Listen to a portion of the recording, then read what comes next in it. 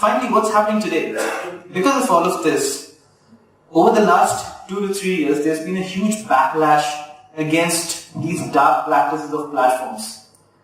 As a result of this, we're starting to see two kinds of things happening. First, regulators are starting to wake up to platforms. We've heard about this in the case of Uber, in the case of Airbnb, and how different cities and different countries are regulating them differently. But regulators are increasingly waking up to this, to the fact that platforms are becoming an increasingly important market intermediator. And so regulators are starting to respond to this and starting to create new laws. And what that leads us to is a more fragmented regulatory landscape. You have these four large markets. You have the US, you have the EU single digital market, you have India, you have China, and then you have a whole range of smaller markets. All of them are increasingly creating a highly fragmented landscape. What works in one country does not work in another country.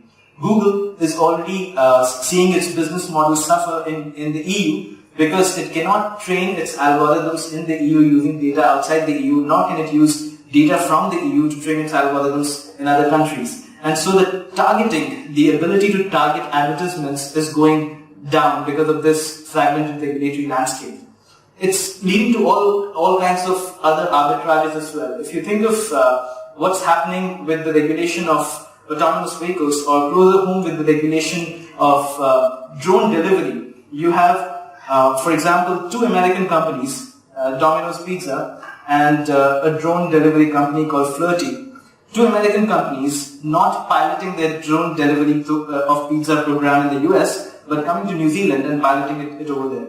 And beyond that, they're moving to Australia, they're moving to Europe, they don't have any plans of going to the US. So what we will start seeing is that this regulatory landscape will lead to these pockets of innovation, platform innovation in different places. If the US says no to autonomous vehicles and China says yes to that, you may very well have a lot of autonomous vehicle testing and autonomous vehicle launches going on in China rather than in the US. So we're in a period of regulatory arbitrage where companies will increasingly choose markets because of the regulation and because of the unique aspects of the laws in those specific markets.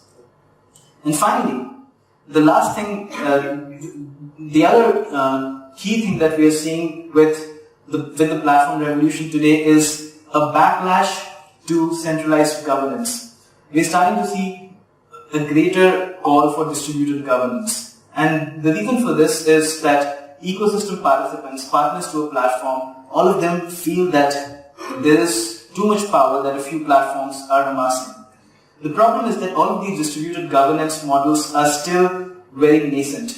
You have broadly 2 or 3 kinds of distributed governance models. One is a blockchain implemented model where governance, instead of being managed by one particular entity, gets managed by a whole range of entities who are coordinated by the blockchain.